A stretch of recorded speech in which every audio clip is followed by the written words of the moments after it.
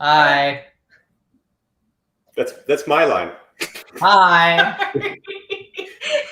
Hello and welcome to another edition of Unicorn Chef. This one is going to be fun. Not only am I shaved, but we're going to do a little bit different format this time.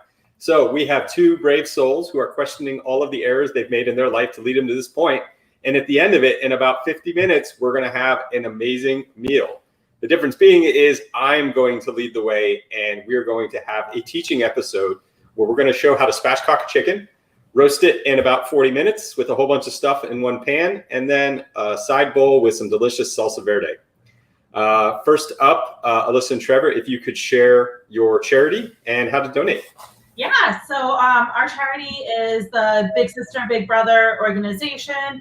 I spent some time volunteering there when I lived in Boston, and it's just a great overall cause for youth to have somebody in their life to help guide the way. That's nice. Yeah. So I got the link down below. For those of you cooking along at home, you know the deal. We always love to see what you make. It's always fun to see the same recipe coming out from different folks. Hashtag Unicorn Chef. And first key question of the evening. What are you two drinking? It is a wine. I should have grabbed it, obviously. Classic water. And the wine is called Saint Chateau Michel, and it's a Chardonnay, and it was looked good. So I'm drinking it. And it's not open. Of course not. That would be prepared.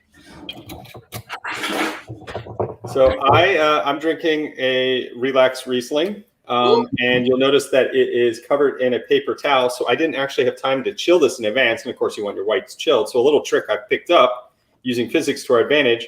I wrap the whole bottle in a paper towel. I soak the paper towel and then I throw it in the fridge or the freezer, and it will cool down a lot faster than just throwing in a dry bottle. Very nice. Do that with beers. Yeah. Do you have your drinks? Are you ready? Have you fortified and steeled yourselves for what is ahead? No, but we're getting there. Trevor's off camera, opening the bottle, grabs the bottle, pouring it. Or commentary. I'm not nervous or anything. I cook all the time. I cook all the time. Alyssa, you actually really don't give away that you're ever nervous. You sort of like do a little bit of the giggle. Yep, you'll do that a little bit more. Yeah. She really owns it. All right, well, while we're doing that, let's throw our ovens on 450 so it starts heating up. 450?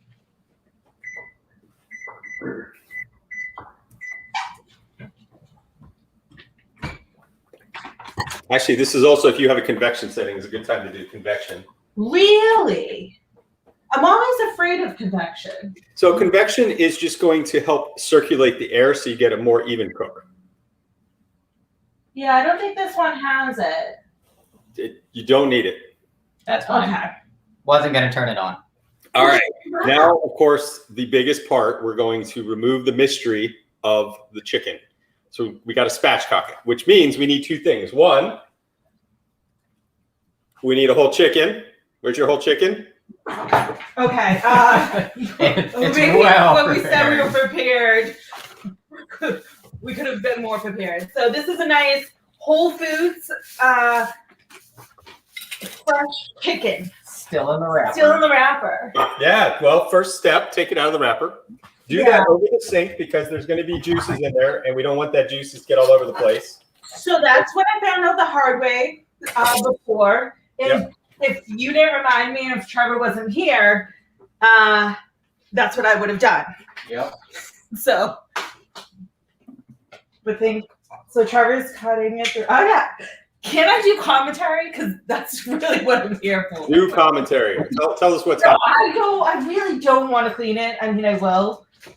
Ugh. This is. So, are you running the water over it? You don't have to. You had a cutting board. Yeah, which side? So the washing the chicken thing with water is not really necessary. That is, a lot of places say to do that, to rinse in water and pat it dry. The other side of that is you're actually splattering the bacteria off the chicken around your house.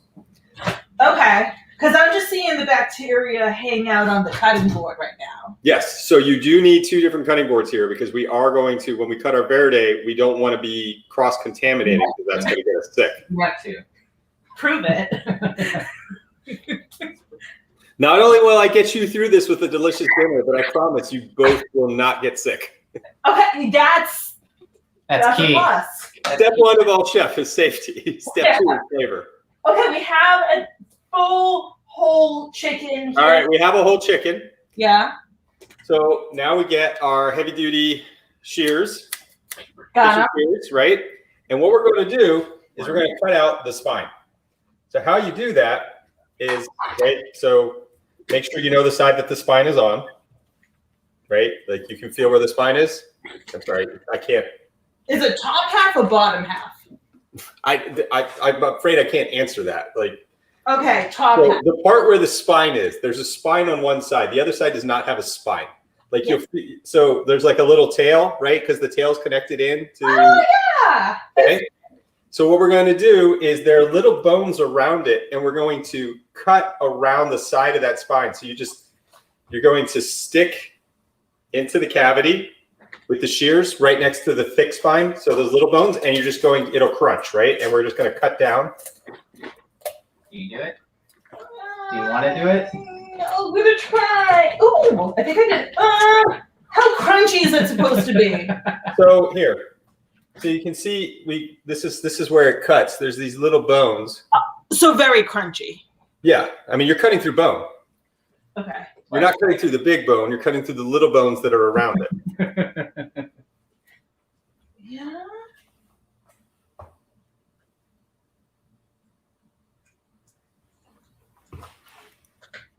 I might be cutting through a big bone. I don't. Here, help. Help. Don't be afraid to give it some muscle. The chicken's already dead. You won't hurt it. It just. Oh, okay. There we go. There we go. Do not smack the chicken. Is that a euphemism? Nope. I'm just. Yeah. I'm reading off the chat. Oh. Does your chicken have a bag of stuff in Yes, it? we're going to talk about that. Okay. Okay. So we've cut through one. We've got one part of the spine cut, right? Yes. Now cut the other side.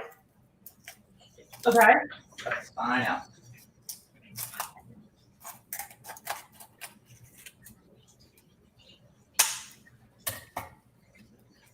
Ooh. And you cut so the whole spine comes out.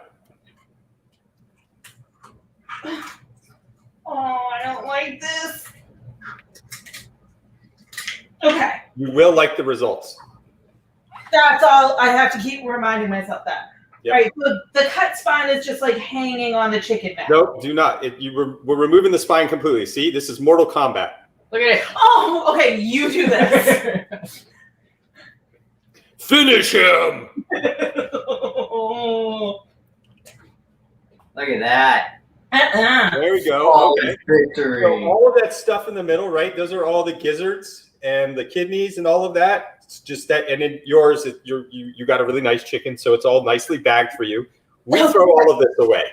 Okay. Okay, so take it all and chuck it in the trash.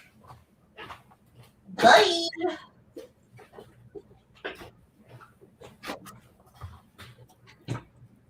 So we now have this nice open chicken, right? Yep. Yeah. So turn it cut side down, so the skin side is up. Why am I doing this? I can do this part. I just didn't want to play Mortal Kombat today. Okay, and now you're going to push down on the chicken and break those last few bones on the top. Ooh, that's crunchy. Yeah. Okay. And now you end up with this nice flat chicken. Can I smack the chicken now? You can smack the chicken now. Don't. Oh. Do it. No. I Okay. have to clean this up afterwards. I'm just saying, you can't not. And if you're Mike, you can choke your chicken. Ah.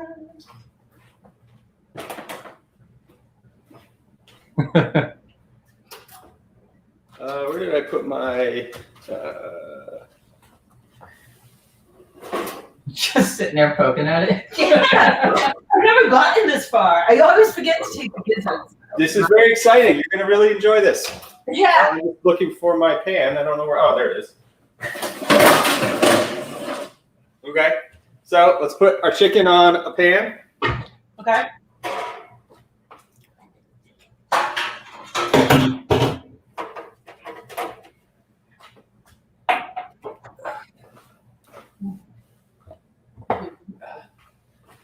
Maybe it's not. Big enough? Nah, I'll be fine. Okay. So what we're going to do now is we're going to put some olive oil on the. We're going to rub the chicken down with olive oil, and then. Wash your hands. Well, I mean, you're about to get your hands dirty again with the chicken. Well, I was smacking the chicken a little hard. So just a little olive oil over it.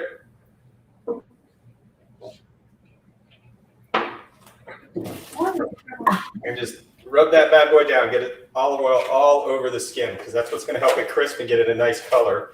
You want me to do that? You want to rub the meat? I love the meat. Okay. Okay. Now we're going to flavor it. So, of course, the most important parts of flavoring is starting with salt. Like, is that just general, or is there a reason you start with salt? So salt is your base. So for flavor, you need salt. Salt is actually what your helps the flavor transmit to your tongue. So whatever you do after that is going to be what is the flavor ring. But the salt is what what allows you to taste something. If you just had chicken with no salt, you would not be happy. No. Usually not. So we're gonna just take our salt shaker and just salt liberally around it.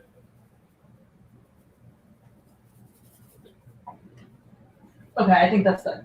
You can also do a dry brine and put your salt on up to a day in advance and let it sit and work in there just like you would with like a steak. The difference is with the chicken, we do not ever want our chicken to come to room temperature because that's dangerous. Oh. So chicken has to stay refrigerated. Yes. Okay. But steak doesn't need to be refrigerated? What? But steak doesn't need to be refrigerated? Steak you can bring up to room temperature before you cook it. There you go. Okay. So I'm going to add some pepper on mine. So just start flavoring whatever you want to throw on top. You can use garlic powder, onion powder, whatever you want to do to throw on top of your chicken. The one thing I'm going to do that I just kind of had a little fun with is I did an episode the other week with Kai Feister, and we did a chicken guisado. And so I have a lot of these leftover Saison packets. So I'm going to repurpose this and give my chicken a little bit of fun. I also have these that you bought from me. I know, I was thinking about that. One of them is chicken, right? Meat and poultry or Poultry. all purpose. Yeah. And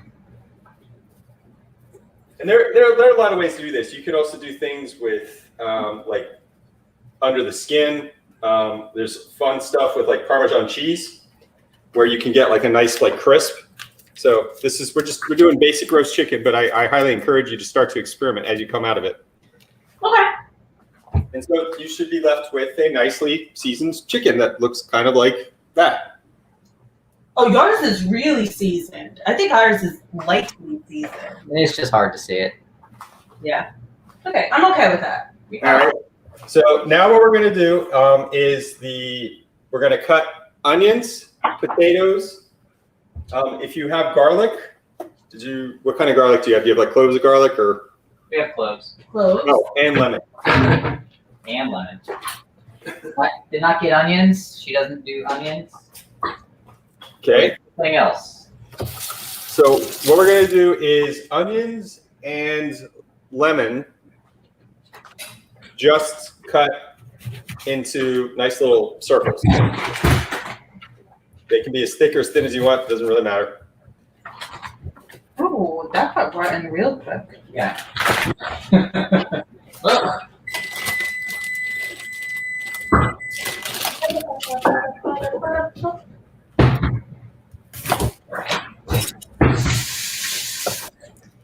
What kind of garlic do you have? It's organic from Whole Foods. Well, that's not what I meant. I meant like you're like garlic cloves. Do you have minced garlic? What kind of garlic did you get? We have cloves. Okay, good. So we're gonna do kind of a French style with the cloves. This is gonna be fun.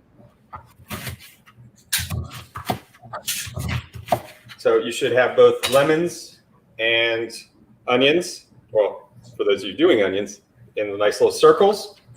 And what I'm gonna do is I'm gonna prop those under the chicken. Ooh. How many lemons are you doing? I just did 1 lemon. Okay.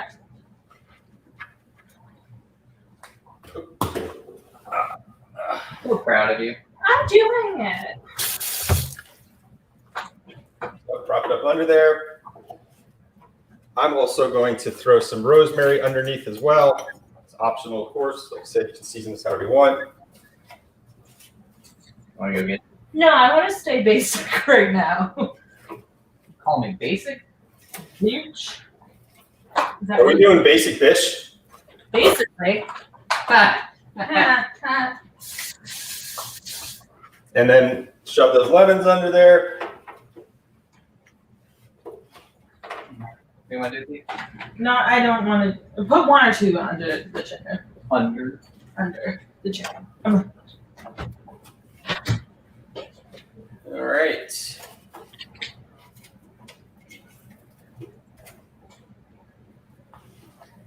Oh, I forgot. I'm also going to throw garlic cloves underneath mine too. Ooh, are we going to do a garlic? I'll do a garlic under it. And by the way, by garlic cloves, I'm throwing like 20.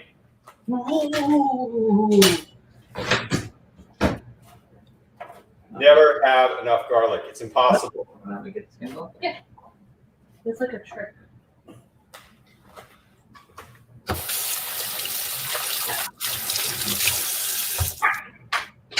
For your potatoes, we're just going to cut those into cubes. Don't make them too small.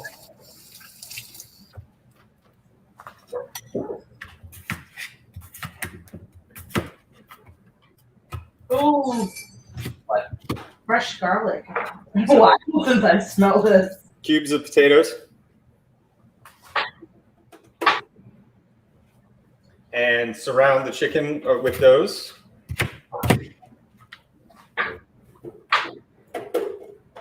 Add a little more olive oil if you need to make sure that they're not going to stick.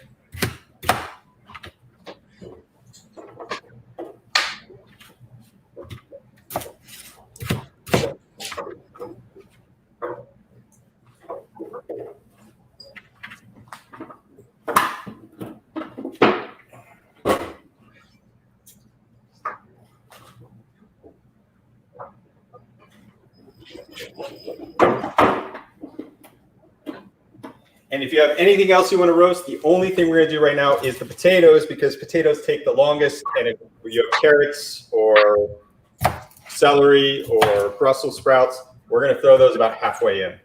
Okay. Now we have some Brussels sprouts. Got carrots. sprouts.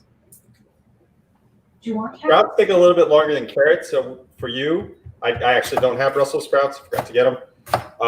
Let's do that with about 25 minutes remaining on the chicken. This chicken at 450 should take about, on average, 40-ish minutes. But of course, every chicken is different and weighs different now. And that is what that should look like. Ooh, yes. We're getting there. We're still in garlic phase. Trevor finished the potato phase. Ow. I used to have a gadget for garlic. Yeah, you used to. Here. Thank you. Ah.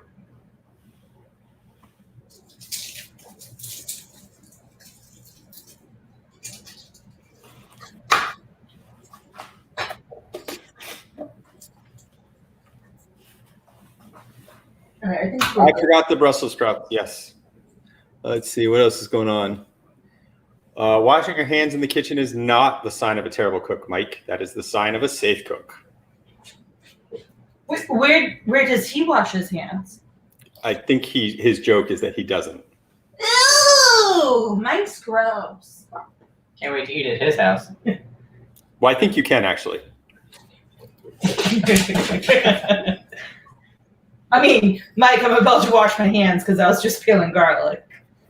Which of the 28 mics is this? Yep, I will be doing carrots, so I have carrots, and Yeah, carrots. it's a great way to reuse baby carrots. Also, when you're roasting vegetables, so you can see my carrots are also a little tired. It's fine when you roast them; it's great. Like eating this raw probably wouldn't be so awesome, but when you do it roasted, just like all sins are forgiven. Did you describe the carrots as tired? Yeah, they need a nap. Yes. So vegetables, as they age, start to just look a little tired, little peaked. Peaked? Peaked. A little exhausted. Yeah, a little exhausted. Yeah. Needs to go and nap in a nice warm place, like a roasted oven. You gotta put it down for the night. Your friend, Mr. John Hammond, well, I guess our friend John Hammond would like to know if this is the right Disney Plus group watch link. What was the question? He wants to know if it's the right Disney Channel. I don't know if it's going to stay PG, so probably not. If anyone's really asking, say yes. Do you really want this much garlic in there? You put like 20 pieces. Just because he did doesn't mean we have to. I like garlic. Oh, okay, so yes. Go ahead. That's your last one. Hey, don't forget to season your potatoes or whatever vegetables you got right there. Well, I guess just potatoes right now. With like salt and pepper? Yeah. Okay. Yep. Again, salt is your baseline.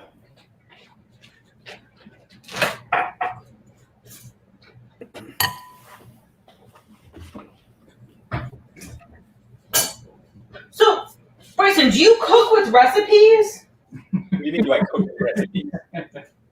I mean, yeah, I have made something like this before, and I am following that similar idea, but no, I do not just like follow a recipe per se. I mean, that's cool. That's good. Well, so again, like think about what we're doing, right? You're learning the basics of a chicken. You're pretty much done for just letting it now sit in an oven for a period of time, and then we're gonna learn how to carve it, and you're like, that's it, right? So where I was saying, like, there's lots of different flavorings that you can experiment with, like trying different things now. That's where like the recipe part comes in, and there's all of these different ways for you to do that. I see what you're saying. You I can't- would need a recipe to get to this point. You can't see our facial expression. It was like, Fair. This is my first time. Okay. Now what? All right, have you got your potatoes and thrown them in? We got the potatoes. We got a shit ton of. All right, let's throw it in the oven. grits. I happen to have a built-in oven thermometer that I'm going to use. The temperature we're going to aim for is 160. The reason we're going to aim for 160 is that the safe temperature is 165. Well, at this temp, we don't want to dry out our chicken. When we pull it out and let it rest, it'll naturally continue to increase in internal temperature to 165. Say that first part again. We are going to be aiming to pull our chicken out at 160. Okay. Do I leave this in there? No. it's plastic. No, it might. No, you cannot. That cannot stay inside the oven. Okay. We will use that to check your temperature periodically. I got you. Don't worry. I love you. I love you. The place you do want to check your temperature is going to be this part right here in the thigh. So that is where you will check your temperature when we do it, okay? It'll be right there in the meaty part of the thigh. Got it.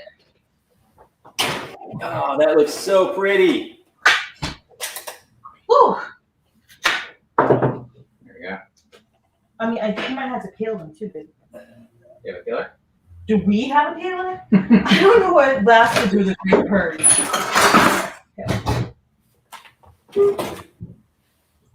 Okay. Oh, it's just gonna get the grease. I'm good at peeling. When my mom used to cook, I would cook. This is how you help? Yeah. All right, and it's off.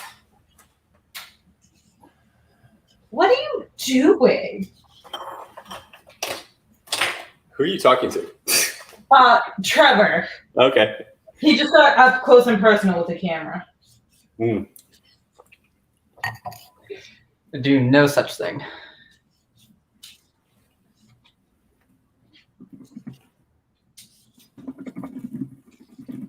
Ooh. Missed. I am cooking on baking sheets. You could also do this on in a Dutch oven too. But I like the baking sheet because we do want the air to circulate around the chicken more. So that's if it's too tight, like in a Dutch oven, you're not going to get as much crisp on the skin. And crispy, fresh roasted chicken, the way to go. Delicious. Did you put it in? I put it in, yeah. Bryson, did you set a timer? Nope.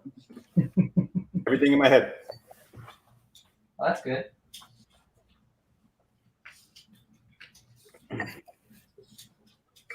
All right. You want me to do it? I So feel you are peeling carrots right now? Okay. Yeah. All right. Well, if one of you would like to chat about something that you'd like to talk about, like tell the world who you are and what you're interested in and what you're doing. Yeah, thank you. Yes. Tell the world who I am. It's Alyssa. That's who I am. Pronounced she, her.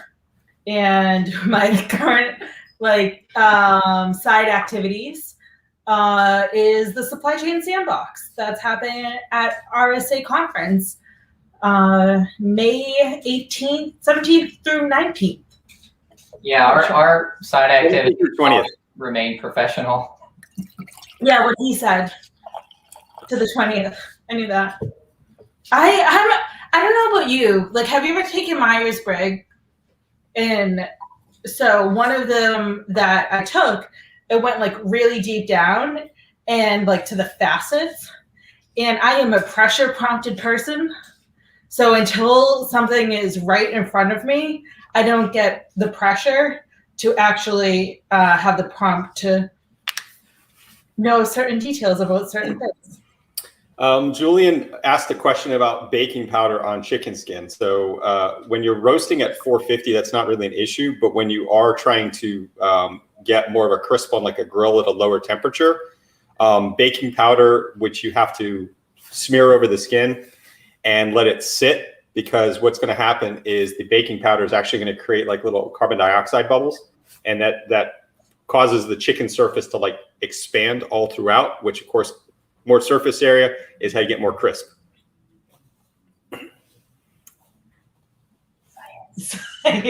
Science. Yeah, no, this is all science. Turns out it's what we're doing. It's just chemical reaction on food that's gonna be delicious. I'm excited. How's your wine? It's pretty good. That's good. I like my wine. It's good. So back to y'all. RSA. RSA Sandbox. Tell us about that. What is that? So obviously it's virtual this year, and we're having the sandbox, and we're having a bunch of really fun games for education and awareness when it comes to supply chain. So getting folks introduced to the topics, and we have a virtual lounge that's going to be open all day on Tuesday. Bad with dates ever since March 2020. I can't imagine why, but that was last month. Yeah. So yeah, we're gonna have a virtual lounge for folks to drop into and talk through supply chain topics, specifically risk management. And it's my personal goal, and like you said, things can get salty and spicy here. So I honestly have nothing to say about SolarWinds. Well, that's yeah. It's like G+ rated. Say again? So it's like G+ rated. Oh. Well, I don't know. Like everyone, it seems like when they talk about supply chain, just wants to talk about SolarWinds. Well, it is kind of the largest supply chain incident that has happened in the last 6 months. Yes. NPM library. It was, I would say, the first largest, and probably the largest. But I think it was. So both yes and yes. Yeah. The NPM library. Yeah. Cold. I think it depends on your company and your mission, what would constitute as the largest. I think it was the most wide scale. Yeah, that's what we're talking about. I think affecting the world. Well, yeah. when you put it that way. Well, when you put it the way you meant. How come y'all haven't brought that to Hack the Capitol? The sandbox, what do you mean, or we? our cutest cat in the world? Supply chain sandbox with a critical infrastructure perspective. Yeah, let's do it. I'll do it. I mean, Hack the Capitol's next week. I know. But for future ICS Village events, yes, we will be there. That'll be really fun. Yeah, let me know. Yeah. All right. So what are the games that you're gonna be doing? Are you doing the Jenga game still? Jenga, we were not able to translate it to virtual this year, but we have that on our roadmap. And I'm saying these buzzwords as if like anything actually exists outside of our heads. But we were able to put together trivia, a Tetris game, and a Jeopardy. So a couple fun games. There's still some of the virtual computer video games. And Mortal Kombat. Finish him. Yeah, but like Tear out the spine. I don't think there's any supply chain connection. I wish there was supply chain connection to Mortal Kombat. I feel like Mario you could turn into, because he's like trying to find the princess. Well, people can be a threat and a risk, right? So if you're going around taking out all the people that are supposed to compete in the tournament, say the Earth Realm. Okay. I was very skeptical when you first started, and you got me bought in towards that end. Yeah. You're doing ICS Village? I'm slightly affiliated with that, yes. Okay, yeah. We have been at RSA for 7 years running. Yeah, I mean, this is my first, so I don't know who's who with the RSA land. Okay. Sorry. Yeah, the R and the S and the A. Yeah. Yes, so the ICS Village will be there. We are, so the villages are split up into 2 days. I don't remember. I think we're like Tuesday and Thursday, because I think they stacked us opposite the IoT Village. Mm-hmm. We're going to be doing hands-on training, a number of demonstrations. The Oldsmar water hack that happened, we're going to be demonstrating how that happened on actual physical equipment. So we're going to be showing what that looks like. And what else are we going to be doing? We're also going to be doing that at Hack the Capitol. So you can catch either or. Yeah, or both. Actually, really neat on Hack the Capitol. So Chris Inglis, the next NCD, is going to be the closing keynote. And he and I are going to do a fireside chat.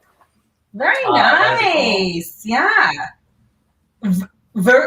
Virtually, or is he? Everything is virtual. The whole world is virtual still. Still, yeah, but things are starting to open up. Okay, well, starting is not, I'm going to do a 1,000-person conference in person. Oh, no, I didn't know if, like, for the keynote, you and him would get together in person. No. Yeah, I mean, I don't blame you. I wouldn't either. I mean, still have federal restrictions. Yeah. Tell us more about the Hack the Capitol, even though I know all about it. Sure. So Hack the Capitol is next week on the 4th. It is free. It is 100% virtual. We will have 3 tracks. So a policy panel track. I think some of the cool panels that we're going to be doing, we have because this is one of the things I like about virtual is you can bring people from other parts of the world. It's not just, like local centric. And so we have a panel of Europeans that are going to be talking about the European perspective on critical infrastructure.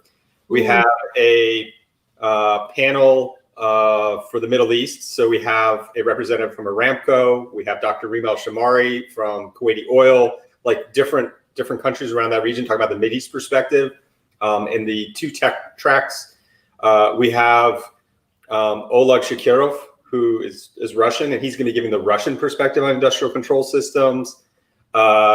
And then we'll have, if you've ever wondered what a PLC was, which is, by the way, Intent Stuxnet, we'll show you like what those devices are and what they mean. And you actually get to virtually play on them. In the real world, they let you play on a real PLC. But we have 6 members of Congress coming who are going to be speaking. So let's see. Representative Mike Gallagher from Wisconsin, who was just my Hack the Plant podcast. We just dropped that episode. I am now looking for even more important people to insult because I asked him if the only reason he was concerned about critical infrastructure was that there might be a manufacturing risk to the world supply of crayons because he was a Marine. Check it out, Hack the Plant. Yeah. I insulted a sitting congressman. It was fantastic. What was his response? Or he and I have known each other at this point. We've talked a few times. So it was we were giving and getting. There was a give and take to it. It was just humorous. Representative Katko, Representative Liu, Representative Langevin. I don't remember who the other two reps are. I'm losing track of all my Congress people. That's a good problem to have. Yeah. So I'm over here throwing my verde together. Pretty much. Ooh, I was wondering what you were doing. Wow. Yeah. Calm down. No, I feel down behind. What do I do? What do I do? So this verde is pretty much, your base is going to be garlic and anchovy paste. Now, for those of you who are going, what, anchovies? This is not going to taste like fishy. Oh, Anchovy is actually very commonly used in a lot of Mediterranean dishes because it gives like a salty, deep flavor. So it's very umami. So this plus some oil, and you're going to end up with, again, if you were looking at the recipe, whatever greens you can get. So this is usually I can just grab whatever I want out of my garden. So I've got basil. I threw in some lemongrass for fun. Cilantro, sage. What else did I do here? And dill. And I'm just going to mash that all up with a little bit of olive oil, and you're going to get this really nice, when you put that chicken in it, like fireworks. Can I see? Yeah. So I haven't mixed it up yet. This is just everything all. Cool. Nice. Now, so was the growing things in your garden something you did pre-COVID? Oh, yeah. I've had my own spice garden for a number of years. So anybody who ever wants rosemary, I have a rosemary bush that is almost a tree. So I just have an unlimited amount of rosemary that I'm always happy to give away. You ever have a supply chain problem, call Bryson. At least for rosemary. At least for rosemary. I also do that kind of work in other spaces. So we have these. It was really cool. So Whole Foods has this organic poultry blend, and it has rosemary, sage, and thyme. Yep. So my question for you, I noticed in the kitchen shears that I've had forever and didn't just buy tonight, that it has a little hole in it for herbs. I should only put this part and not the whole stem, right? Yeah, pull the leaves off. Okay. But if you recall the 60s song, there's a reason that was a song, because that is a very classic, hundreds and hundreds of years old recipe of just putting those three herbs into something like a chicken.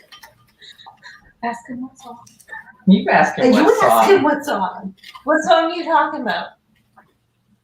Parsley, sage, rosemary, and thyme. Yeah, that one. All right, my chicken is moving along quickly, so I'm going to be throwing my carrots in now. Can we put our Brussel sprouts in now? Yep. Check the temperature of your chicken and let me know where it's at. Where is the thingamajig? Which thingamajig? The thing that tells the temperature. Oh, thermometer.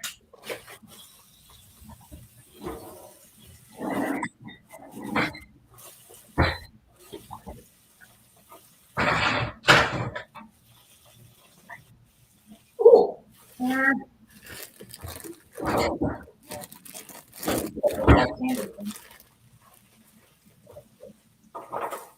Well, we don't take it out now. Carrots. Carrot me. Well, don't forget about the Brussels sprouts. I care more about those. Do you? Yeah. Wait, you like carrots? Yeah. All right, do the carrots.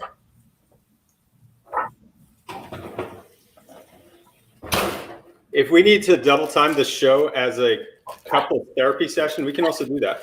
No, we do that. I mean, we haven't done it in a while.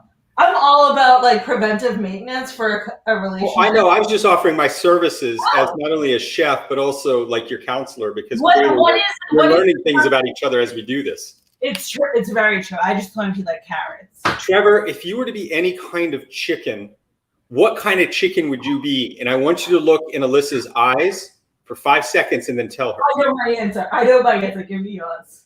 Dead chicken. The kind that crosses the road. You let him speak first?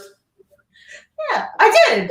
He's not dead because his heart's black, like his soul. Yeah. Like my shirt. All right, so got that. Need this. So you said the verde sauce is the herbs. Critical herb. Whew.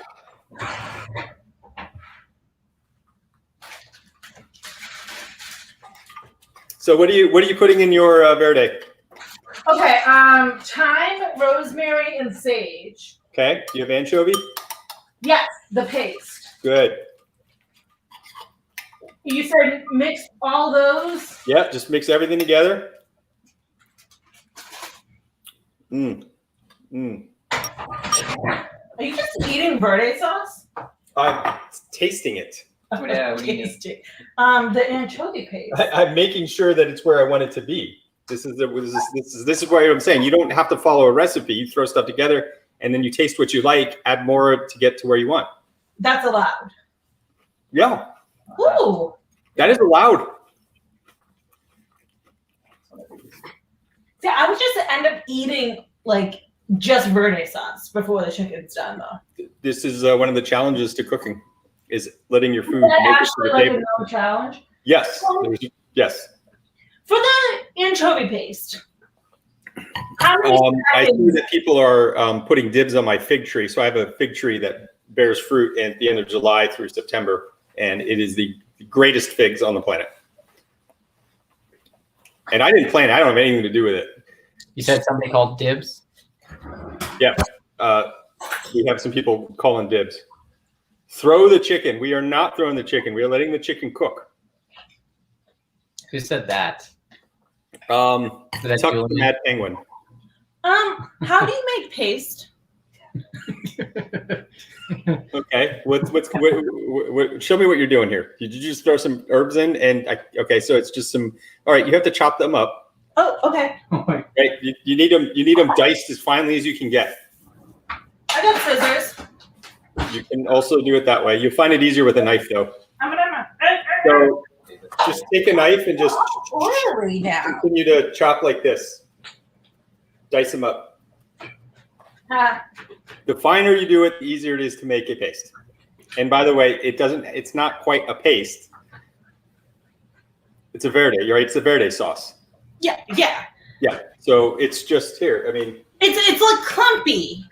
yeah, it's just clumpy, right? Yeah. It looks delicious.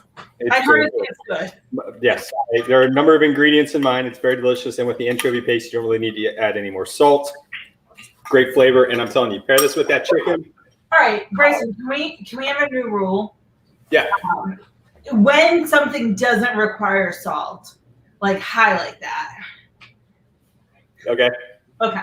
Cooking without We're not cooking. We're done. We're actually, once you've got this and you've got your verde, we're finished. We just got to let it cook now. I can do that. I'm good at that.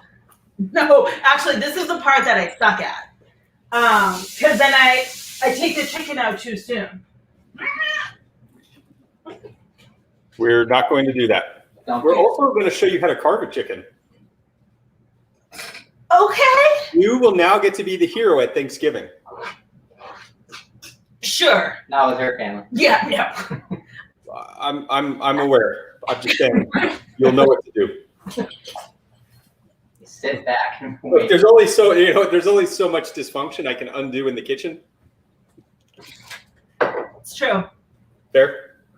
Fair. Very fair. Wait, so are you ready for next week? Are you excited? Are you here for it? For Hack the Capital? Mm-hmm.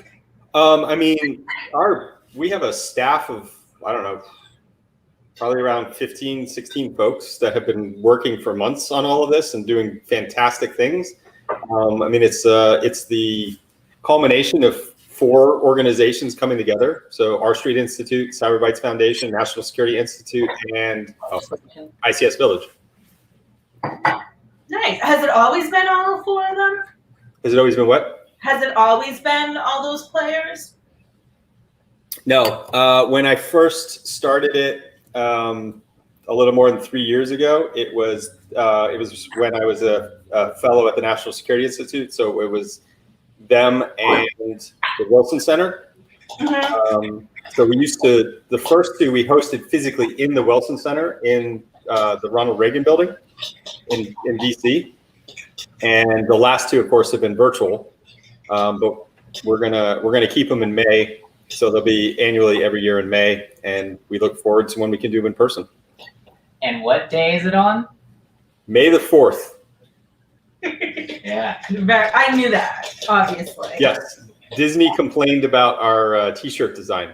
No, they didn't. No, they did not. They always complain. We did play off the May the 4th design. You haven't seen our design? I guess I haven't. Wow. I know. Alyssa, I am not feeling the love. It's not you personally. Trust me, it's not you. It's me. But I don't know how I missed it. That's our stove. That's my stove because mine is telling me my chicken is done. So here is this is the finalized. This is the design we put on the t-shirts. That's delicious. My finger? Yeah, you're welcome. Ooh, ooh, Oh, most excellent. ooh. Now I'll find the original design that you can see. There we go. I see. They just wanted to take a slice out of that. What am I? I don't know. I gotta feed a cat.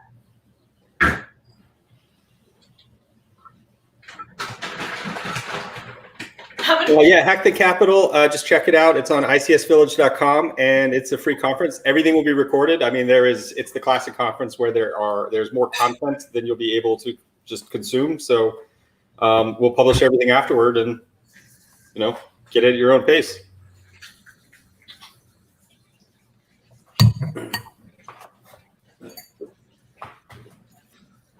Oh, more. So, Oh my! what was the temperature of your chicken when you checked it? What's that? What was the temperature of your chicken when you checked it? Like 90. It was what? Like 90, he said. When you checked the temperature like 5 minutes ago, it was 90 degrees. He's doing it again. No, babe, the thigh. I listened. 131. Okay, there we go. I was like, what? Your chicken's not cooking. It's not me, it's the stove, I swear. All right, so you probably got another about 10 minutes. Mm-hmm. So I think you wanted to talk about risk management framework. Oh, I mean, I could. I'll talk about just anything. Like cybersecurity risk management. I think, like, you've always been one of my favorite people. You really rose to the top. Roast? No, rose. Oh. I mean, we are roasting Roast chicken. to the top? When you said you liked the risk management framework one time, not to put words in your mouth, but I feel like I heard you say that, and that made me feel happy because not everyone does. So it's the same way that people bitch about compliance. They Right? do. They bitch. Compliance is not security, but compliance, like any checklist or a framework or CMMC, is a scalable, repeatable baseline. Yeah. So it's a starting point. If that is all you do, you will fail. However, if that is something that, say, I don't know, a large federal government needs to be able to understand how all of the different pieces are working in a common way, well, there's a reason that large systems have weaknesses, but it doesn't negate the value. Exactly. Well, so, and I was having this conversation with someone today about the risk management framework actually just being the starting point. And I feel like that's like a spicy opinion because a lot of people think like, oh my gosh, that's already too much to do to begin with. But then I kind of then worry about those people because then if they think that's too much, I mean, they're probably used to doing very little. well, they're probably used to doing very little. And I also think maybe they don't get what they're supposed to do. And like you can tailor it and you can do plans of actions and milestones. Want to give a brief 101 on what the RMF is? I can't. It's not a bad idea. So a brief 101 of what the risk management framework is a way for somebody in the company or federal government to accept risk for an IT system and to justify why they're not paying for certain mitigations to make a system more secure. And you can't blame them because the system's never going to be 100% secure. So you should try to have it be as secure as possible, but you only have so much budget. So that's what the risk management framework is. Yeah, the first rule of FSMA is cost-effective security. Exactly. But not everyone does it that way. How do you do cost-effective security from that perspective?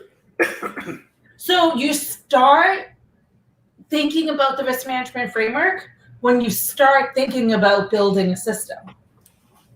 So a lot of folks know that getting an ATO is the long pole in the tent. You're going to have to translate your jargon.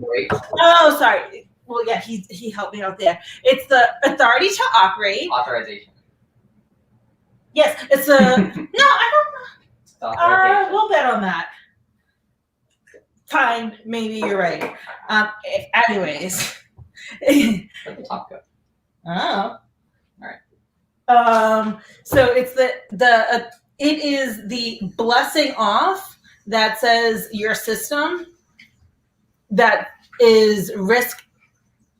Somebody is accepting the amount of security that you've implemented in your system. So they do so with a ATO, an authority to operate. Fuck. Did I say authorization? You said authority? It's fine. He A lot of fine-tuning terminology, this revision of the framework. And in order to get an ATO, you need to have tested your system. But before you test your system, you need to have a plan for how you're going to put the security into the system. And after you've tested the system, there's going to be findings. And then after there's been the plan, the test, and the findings, somebody can say, yeah, your system's good enough. I'm willing to accept the risk because we really have this mission need and this system is awesome. There are some flaws, but that's okay. No system's ever going to be perfect. So like just keep working on making your system better. And as your system is operating, make sure it doesn't get hacked in the meantime. And said another way, the risk management framework is sort of a business framework to prepare with a plan and implement the steps needed to protect your business. Yeah. Is that what do you think about that, Bryson? Is that how you thought about the risk management framework?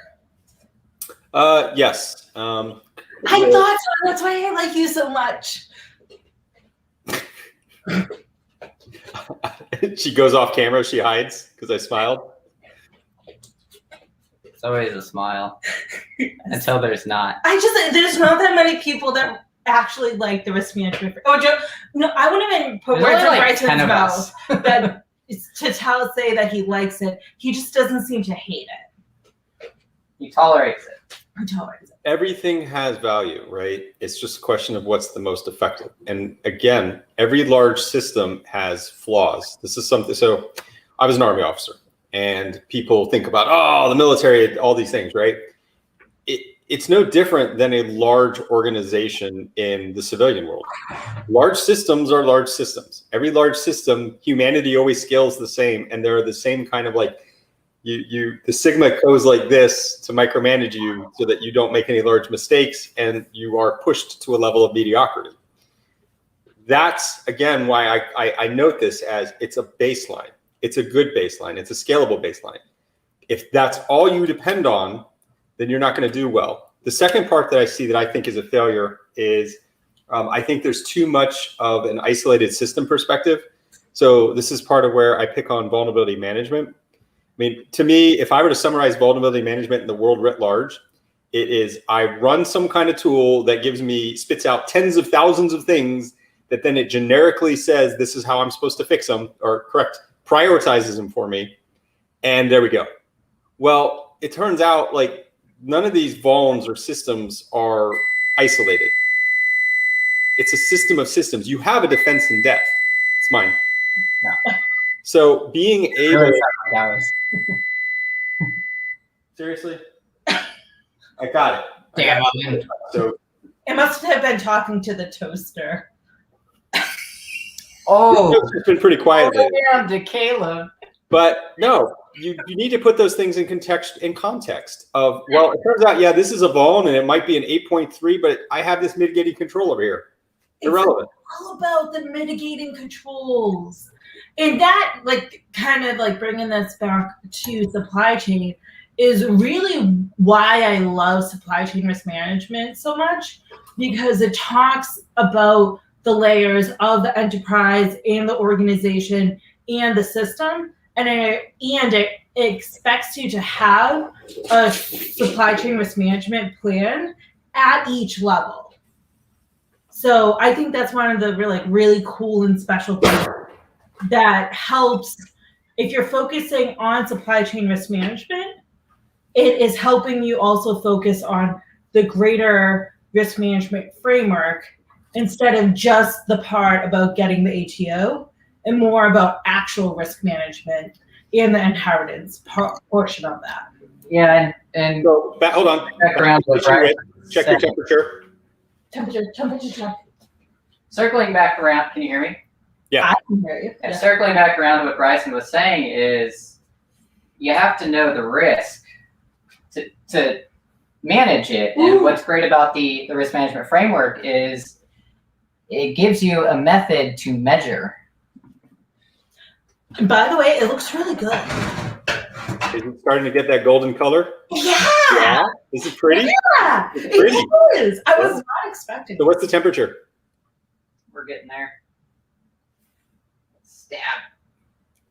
I don't know why I don't like carrots.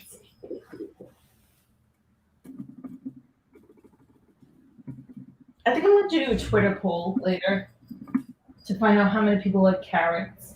Why is this saying 117? Like it went down. Yeah. Stick it in there.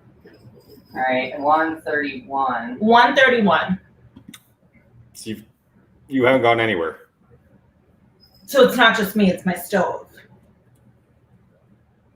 It looks good. I guess not. No, we haven't. This is why I Okay. don't. Well, so you can't judge a chicken by the way it looks. You have to judge it also by the internal temperature, There we because go. that's what keeps it safe. 145. Oh, apparently he was poking the wrong spot. No, Hold on. 155, he this said. is why we get the classic ones and not the electronic ones. I want the IoT one like so bad. I told you, I'll get you through this safely. So again, risk mitigation, we're going to get the temperature you need. So you're probably just a few minutes away from pulling this out. Okay. Whole time she's been working on risk avoidance. Seriously. But you bring up a good point that I bring up a lot of times, that you need somebody to coach you through it. Like I find a lot of times when people complain about the risk management framework, they typically haven't had somebody who's gone through it before, and they're willing to spend the resources and the money to have somebody who's familiar with the process help them through the process. I mean, so that's part of it. Part of it is also if you think about the kinds of organizations that you're trying to bring in, they've already had a way of doing it, and why are you? They look at it as you're imposing administrative cost. True. Cost-effective security. That's where you have. Yeah. That stinks though. I don't like it. Wait, what was the point?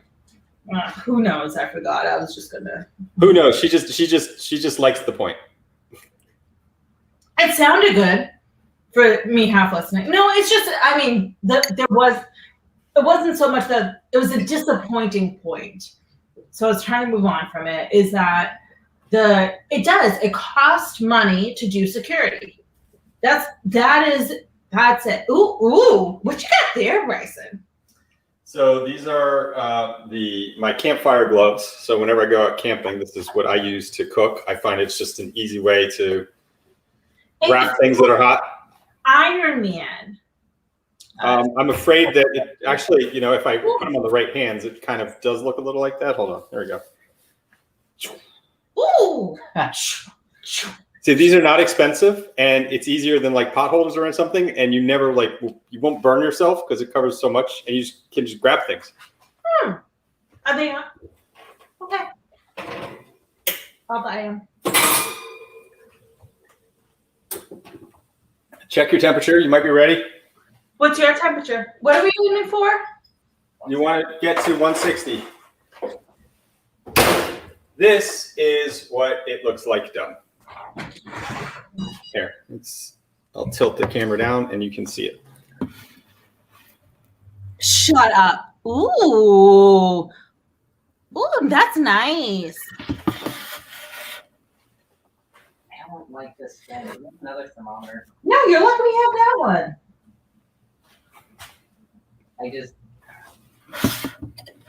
Our oven might be broken. This might have been why. Your oven is not broken. No, this might be why I had trouble. It is seriously saying 139 now. 140. I mean, that's reasonable. He's a little bit ahead of us. It's not a race. Are you hungry? A little bit. Oh.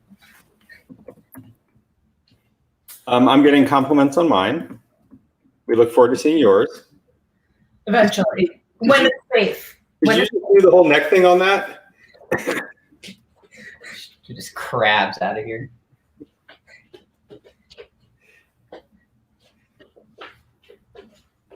Your chicken gonna be awesome when it's ready.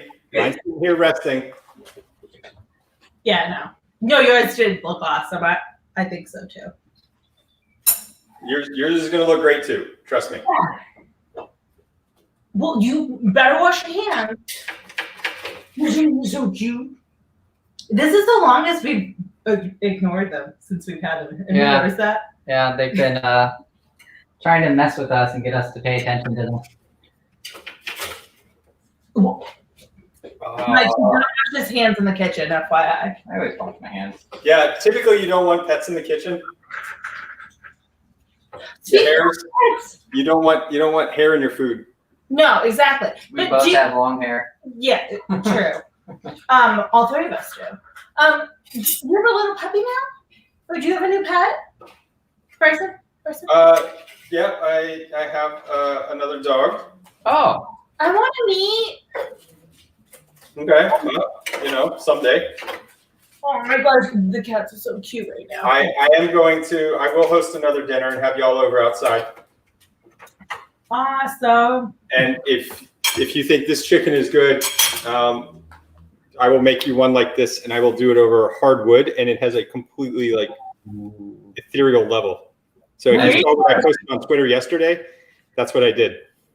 How about and then I'll make a verde sauce and bring it, and we can see whose verde sauce is better. I mean, yours is gonna be, but then I get to bring something. I like that because you insinuated he's gonna have a backup sauce. I would be happy for you to bring something. I will tell you what to bring. Okay. It's not a competition. Well, last time we all brought the most perfect thing for a complete meal. That is true. So this is a nice cooking show that's not a competition. That's nice. Yeah, no. So the whole format here is making the kitchen more accessible and stop it. And highlighting charities to make the world better. Like that is all we're doing. This isn't this dish versus this dish. It's everybody cooking together. Did I lose y'all? No, he's. You were frozen. I've never seen you that still in my entire life. Well, you keep sticking it different places. It's 150. Yeah. You have to keep sticking it at the same place at the top of the thigh. Yeah, at the top of the thigh. I caught what I said there. We don't have a comment from Mike yet, so your illusion has not been picked up. All right.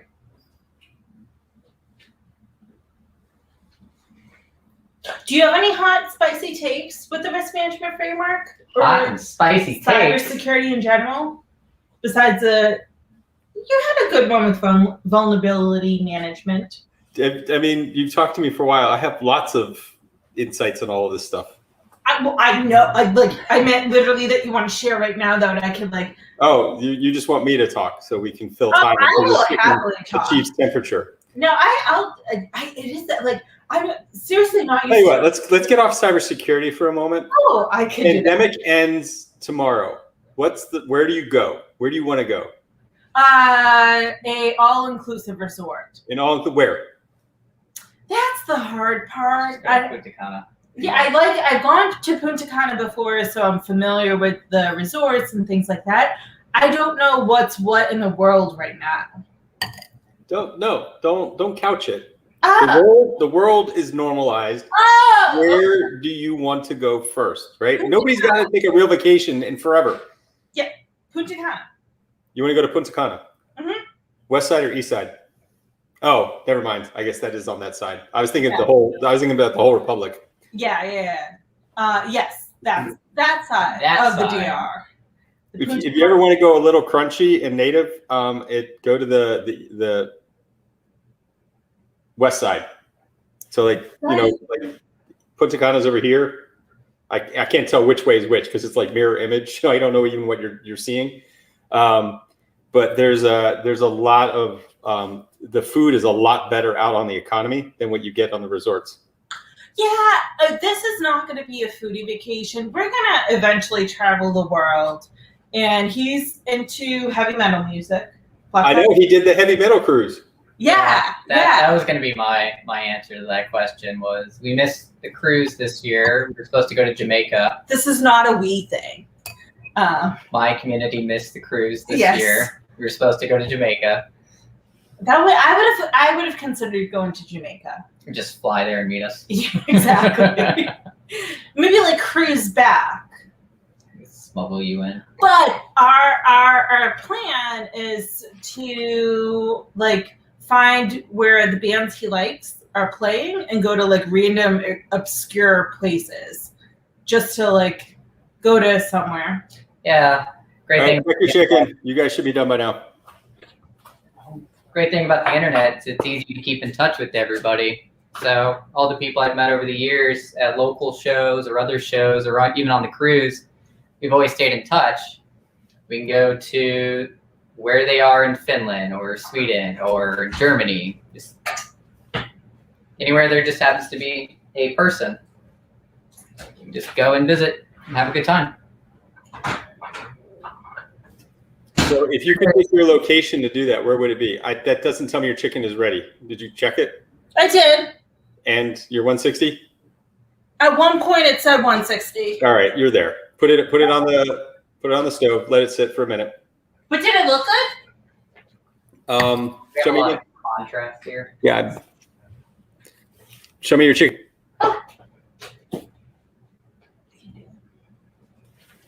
Show me your chicken. I'm really proud of this chicken. Yeah, the lighting is hard to see. I can't tell if you got like that golden. It's right there. Got it. Yeah, right. Okay. It's just the light doesn't show it. It looked very whitewashed. Yeah, I mean, if if we weren't on a cooking show, maybe I would have kept it in for like 5 minutes longer. But somebody's hungry. Don't overcook your chicken. No. There is not like cook it more to cook it more. You cook to the point that it's safe, and then you're done. Cooking it more makes it bad. Chicken in particular dries out. Well, I mean, actually almost all meats. I mean, they dry out really quick. That's that balance. You hit the temperature that it's safe, and then you're out.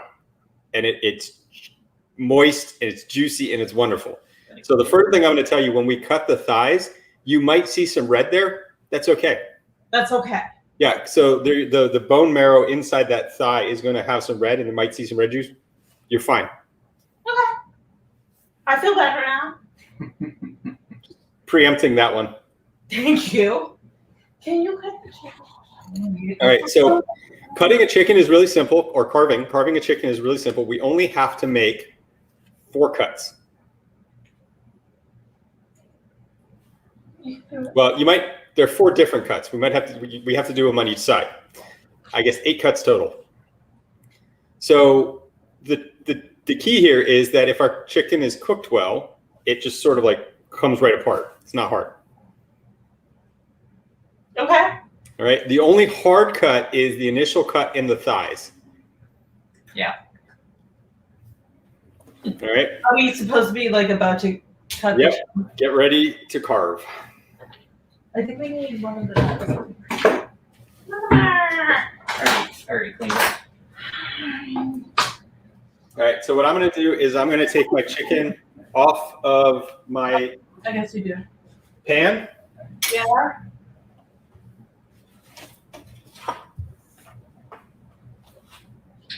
The bigger pan.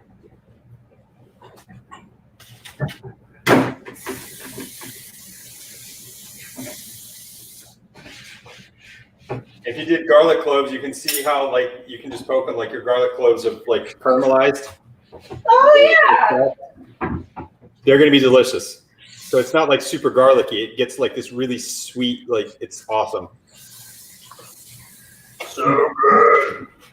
No, I ate a Brussel sprout. I ate with Is it good? You like it? All right, I'm gonna try. So I don't normally do this on these shows, but we're gonna do this because I think it's important that you can see what I'm doing. I'm gonna watch.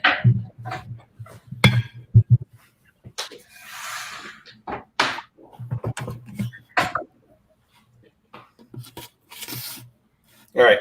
So like I said, the hard one is the thigh, and that's the first one we want to do.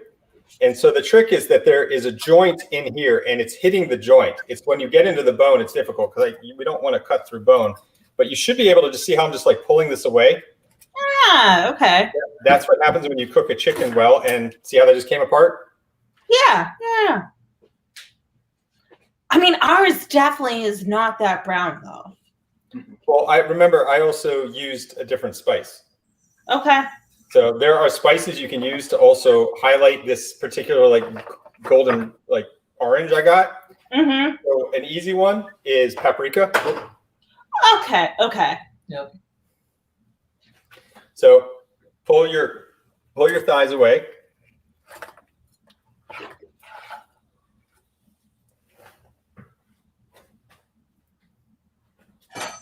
Surprised nobody made a spread the thighs joke. I mean, it was in my head. Almost good enough. So you can see how I get this clean cut.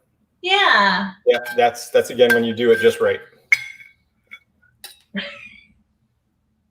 Also keep in mind, I have been doing this for a long time, so I have a lot of practice. I make it look easy. It takes some practice, but. Trying to find the joint here. Yeah, Trevor's finding the joint. Oh, you got it. So get the fork in there and pull the thigh away, and the joint will expose itself if it's not just like obvious. I hate this part. You also were struggling with us working with the raw chicken. Trevor has really stepped up. You've done a good job, dude. Right.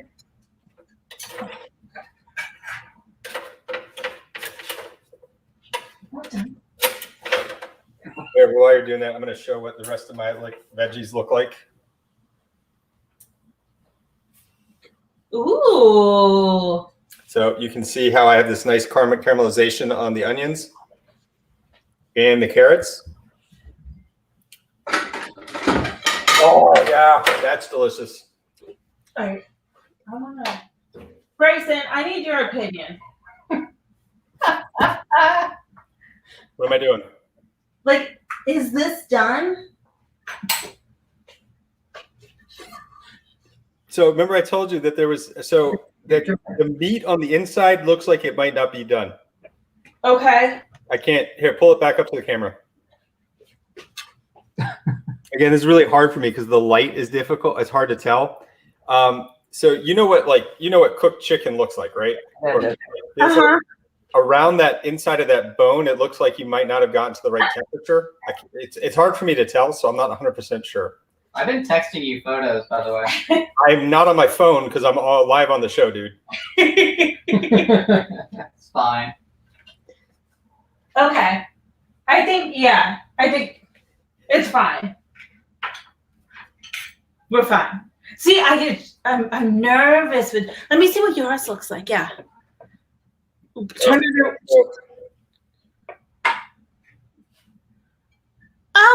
Okay. Oh, come on. I need to eat. This is good.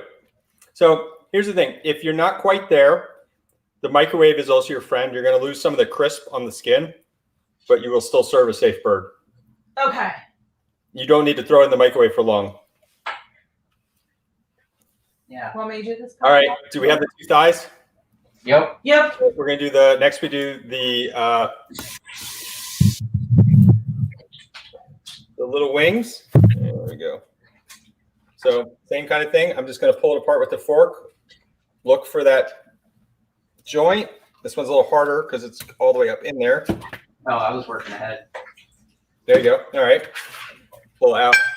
So you end up with a really nice little chicken wing.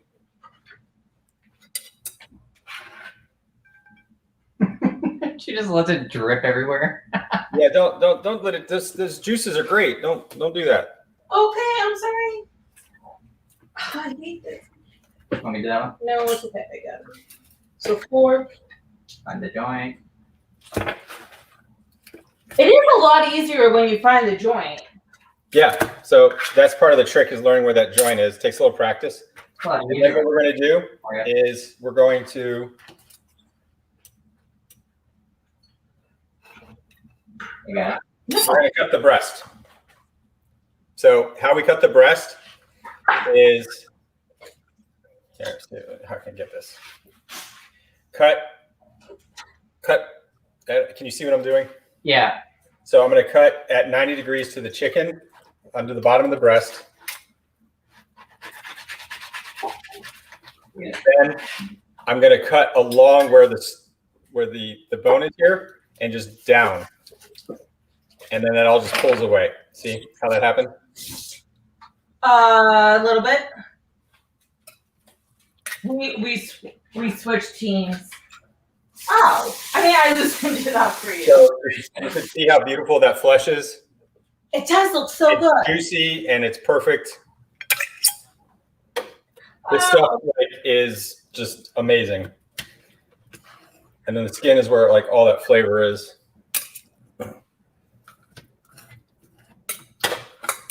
And then that's it. You just do that on both sides and we're done.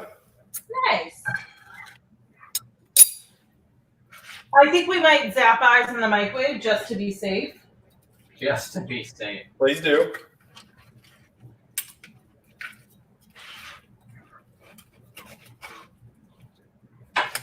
What do you think? Yeah. Looks good. I think the breast are fine. Yeah, that works. Zap it.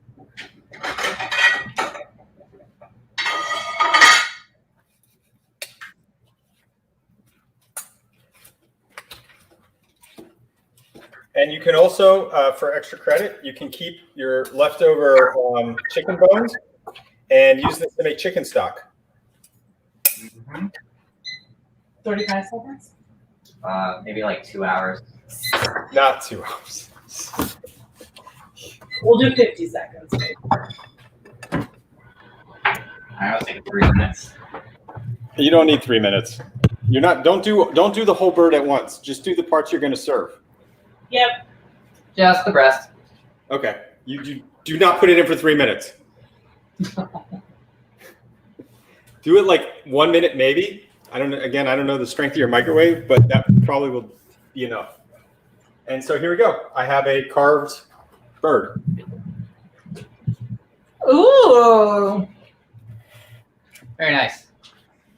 Okay, I'm going to start plating mine for. So if you want to start putting your vegetables on the one and your verde to get ready for our final picture before we eat. Can you wash your hands?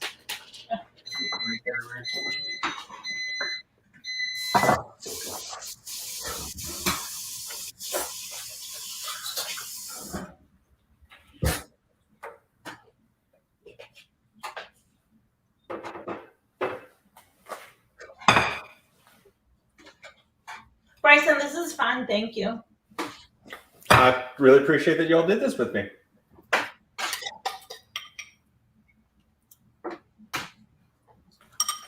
And I'm ready when you are. We're getting there.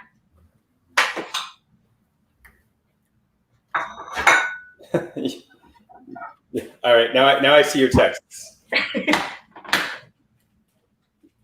I mean, the chicken does look good.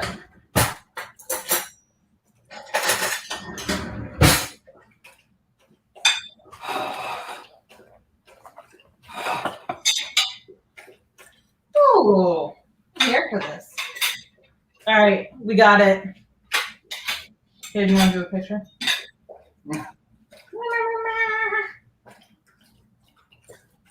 Let me know when you're ready. You're not gonna get me. There. Are you sending it to me? Yeah, I do want to be in it. I cooked a meal. Yeah, you both should be in the picture for our final. Let's get a selfie of a selfie of a selfie. Selfie. Well, no, don't take your selfie and then get in the picture with me, and this is how we close out the episode. Did you see it yet, Bryson? I do. Looks good. Really like the way those vegetables come out. So you both in it? You ready? Ooh. I don't think that's what he said. Trevor, get in the picture.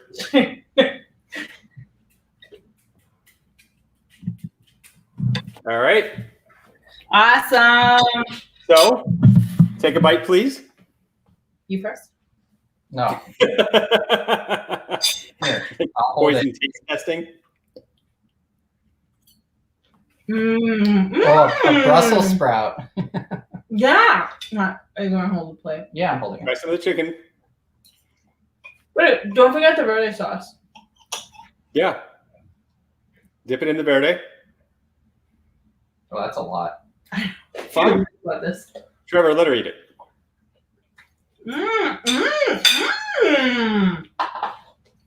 Let's go.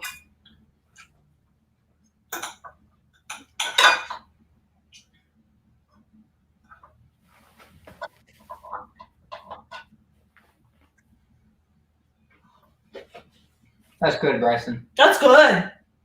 Very much. You've now officially made your first roast chicken. Round of applause for both of you. Thank you. Thank you. I'll give you weekly updates. Oh, Yeah, I'd love to see what you do with it. And like I said, I have a lot more variations on this. You now understand the basic technique. You know Yeah. how to carve it. You know what to do. There are a lot of things we can do with this. Please highlight your charity again. I'll throw it up on the screen for people who can donate. The Big Sister, Big Brother organization. So it is to help the youth and get the mentorship and be a big sister, a big brother to someone who needs it. very nice. Yeah. So everybody at home would love to see you make your own roast chicken. Hashtag Unicorn Chef. I would again, safety first, flavor second.